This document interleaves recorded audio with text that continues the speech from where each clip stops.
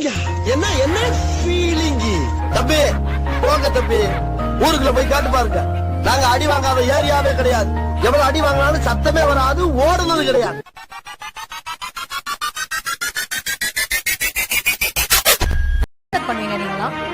நாங்கெல்லாம் எப்போதுமே ஜாலியா தான்